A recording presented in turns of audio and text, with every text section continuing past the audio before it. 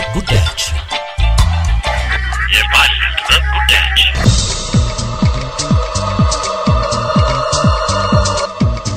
ብዙ ጊዜ ኢትዮጵያ ውስጥ በመተክ ጊዜ ኢትዮጵያውያኖች አፍሪካዊነት ስሜታችን በጣም ጎልቶ አይወጣም።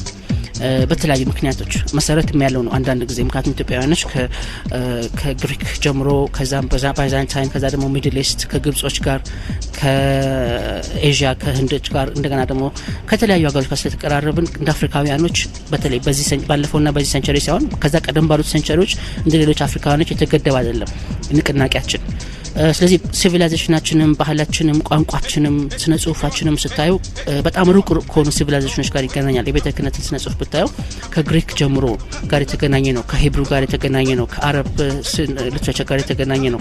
ስለዚህ በአንድ በኩል ከሌሎች አፍሪካውያኖች እድል አገኘን ይመስለኛል ባለኝ እውቀት ሳስበው ሰፋ ያለ። ሌላው ደግሞ ኮሎናይዜሽኑ ውስጥ ስላላለፍን እኛ ብለን በራሳችን ማንነታችንን ጠብቀን የራሳችንን ነገር ጠብቀን ለመሄድ ሞክረናል። ስለዚህ ከውጭ ያለው ኢንተርፈረንስን ብዙም አልነበረም። ያም ሊሆን ይችላል ኢትዮጵያውያኖች ሙሉ በሙሉ አፍሪካዊ ነን የሚል አይነት ስሜት በጣም ጎልቶ አወጣብን። ያ ደግሞ በኢትዮጵያኖች ብቻ ሳይሆን ለሌሎችም አፍሪካውያኖችም የሚታይ ነገር ነው፣ የሚወደድም አይደለም። ሰዎች ስለ አፍሪካዊነታቸው ሲያወሩ ሳይ ደስ ይለኛል። ምክንያቱም እኔ ራሴን እንደ አፍሪካዊ አድርጌ ስለማስበው።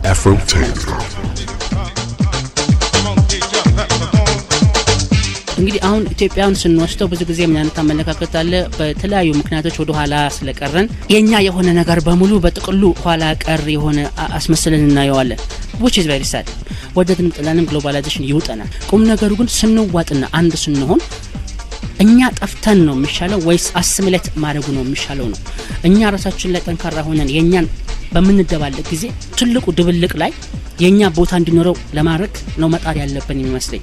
የውጭው እንዳይገባ ሳይሆን መከልከል ያለብን ሲገባ አንደኛ የኛ ራሱ ጠንክሮ እንዲያገኘው የኛም የዛ ትልቁ የድብልቁ አንድ አካል ሆኖ ለማድረግ ነው መዘጋጀት ያለብን የሚመስለው። አንደኛ ያ ነው። ሁለተኛ ነገር ደግሞ የራሳችንን ደግሞ ወደ ውጭ መውጣት መሞከር መቻል ያለብን። የኛ ስራዎች ለምሳሌ ወደ አማርኛ ተረጎማሉ። የውጭ ስራዎች ወደ ውጭ የሚተረጎሙ ስራዎች የሉም። የኛ የራሳችንን ትልልቅ ስራዎቻችንን ወደ እንግሊዘኛ፣ ወደ አረብኛ፣ ወደ ፈረንሳይኛ ለመተርጎም የሚችሉ ችሎታው አቅሙ ያላቸው ኢትዮጵያውያኖች አሉ።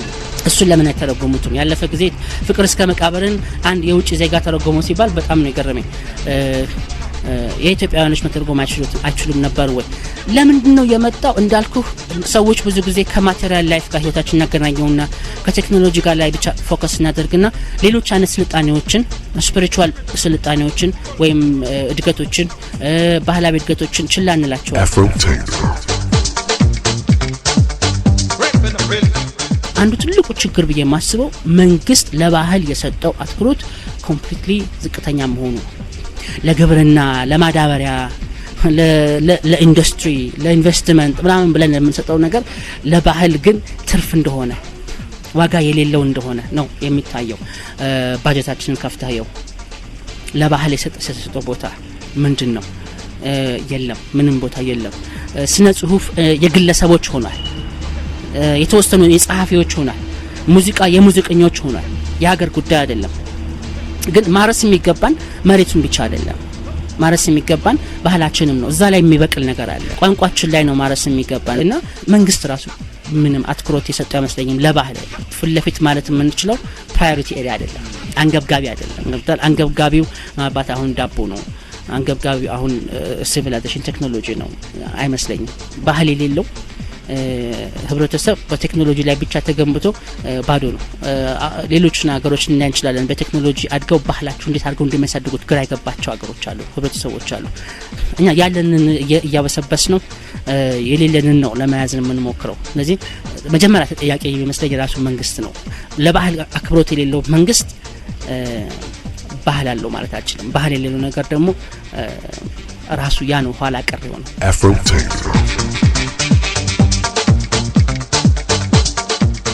ስናወራ በጣም ጠንካራ ነገሮች ነው አይደል? ቁጭ ብሎ መጻፉ ላይ ነው የሚሉት ኢትዮጵያኖች ሳይሆኑ የውጭ ዜጎችም የሚሉት ነው። አጽፉም የሚሉት ነገር አላቸውና ቆስቋሽ እንፈልጋለን። አንደኛው የሚመስለኝ ችግር ያ ነው። ሌላ ደግሞ ፕራክቲካሊ ደግሞ ችግር ምንድነው? ለመጻፍ ስትነሳ ብዙ ነገሮች አሉ። ከመኖር ውጭ ነው መጻፍ፣ ትርፍ ነገር ነው። ለመኖር የሚሰጥህ ነገር የለው። መኖር ደግሞ ጊዜ በሄደ ቁጥር እየከበደ ነው የመጣው። ስለዚህ ጸሐፊዎች ከጻፉ ጊዜ የማይፈጅ የማያስቸግር ቶሎ ተጽፋ ቶሎ ብር የምታመጣ ነገር ላይ ያተኩራሉ። ስለዚህ አንደኛው እንዳልኩት ተነሳሳሽነታችን ነው። ሁለተኛው የኢኮኖሚ ችግርም ይገድበናል። ስራዎች ከተሰሩ ከተጻፉ በኋላ ራሱ ወደ ህዝቡ ለማድረስ ራሱ ትልቅ ችግር ነው። አንድን ስነ ጽሁፍ ከጨረስከው በኋላ ብዙ ስራዎች ተቀምጠዋል በየቤቱ 2 3 4 ኖቨሎች ጽፎ ቤታቸው ያስቀምጡ እማቃቸው የራሴ ጓደኞች አሉ። አዎ ስንሆምል የሚያሳዝነው ያን ነው። ምክንያቱም አንድን መጽሐፍ ለማሳተም በ30 50 60 ሺህ ብር ይፈጅብሃል። በትንሹ በ5000 ኮፒ በ3000 ኮፒ ነው የምናወራው። ያንን ለማተም እንግዲህ ይሄ ሰው 50 ሺህ ብር 60 ሺህ ብር ከየት ነው ማመጣው ሲል ነገሩ እዛ ላይ ያቆማል። ስለዚህ ቀላሉ የሚሆነው መንገድ የምታሰራ ሀገር አይደለችም፣ የሚያሰራ መንግስት አይደለም እያሉ ቆሞ መወቃቀስ ነው። ስለዚህ የዩሮፕን ሲቪላይዜሽን ስታየው የነ ሊዮናርዶ ዳቪንቺን የነ ማይክል አንጀሎን ስራዎች ስታያቸው በሀብታሞች በልዑላን በቤተክርስቲያን ኮሚሽን የተደረጉ ስራዎች ነው የምናየው እና ወደትንም ጠላንም እዛ ላይ መግባት አለብን። አሁን ግን እንደ ማንኛውም ሸቀጥ ሆኗል። ስራው ካዋጣ አዋጣ፣ ካተረፈህ አተረፈህ፣ ካላተረፈህም ያንተው ጉዳይ ነው ተብሏል። ሰዓሊውም ይስላል፣ ደራሲውም ይጽፋል። ካተረፈ ካላተረፈ የራስ ጉዳይ ተብሏል። ስለዚህ ኪነ ጥበብ ወደ ሸቀጥነት ወርዷል። አሁን በአሁኑ ዓለም ሸቀጥ ሆኗል። ይሸጣል፣ ይለወጣል፣ ያተርፋል። ግን ድጋፍ ደግሞ ይፈልግ። በእንግሊዞች ወተትን እንኳን ላሞችን እንኳን ሰብሲዳይዝ እያደረጉ ነው ያሉት። ኢትዮጵያ ውስጥ ሰብሲዳይዝ የተደረገ ያለ ነገር ምንድነው? ኪነ ጥበብ አይደለም። ኢንዱስትሪ እየከፈቱ ሰብሲዲ እየተከለከሉ ከውጭ ጋር መወዳደር ያቃታቸው ግራ የገባቸው ኢንቨስተሮች አሉ። ሰብሲዲ ውስጥ አንከታችሁ ገበያው ነፃ ነው የተባሉት። በነፃ ገበያ አደጉ የተባሉት እንግሊዞች ግን ላምን ሰብሲዳይዝ ሲያደርጉ ነው የምናያቸው። ስለዚህ በተወሰነ ደረጃ ሳፖርት መደረግ አለበት። ለምን መሰለህ? አንድ ደራሲ፣ አንድ ጸሐፊ፣ አንድ ሰዓሊ፣ አንድ ሙዚቀኛ እንደ ማንኛውም ሰው ተወልዶ አድጎ ይሞታል። በቃ ኢትዮጵያ ኪነ ጥበብ ግን ይቀጥላል። በኃላፊነት አይጠይቅም። አንድ ግለሰብ ትውልድ ነው በኃላፊነት የሚጠይቅ እና እያንዳንዱ እኔ ሳስበው ልክ እንደ ማጋነን አይደለም፣ ግን እንደ አክሱም ሐውልት እያንዳንዱ ሙዚቀኛ ሊከበር ይገባል። ብትሸጠው ሽጠው ባትሸጠው የራስ ጉዳይ እየተባለ በአንድ በኩል ደግሞ ወደቀ ኪነ ጥበባችን፣ ባህላችን ተረሳ፣ ተናቀ።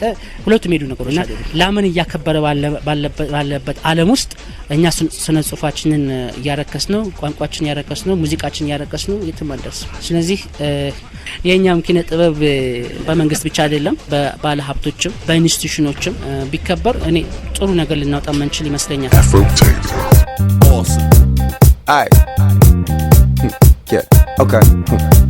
P squared in it, yeah, T-I-P, nigga, ay, hit the king in it, ay, yeah, you know, I know you heard about it, go!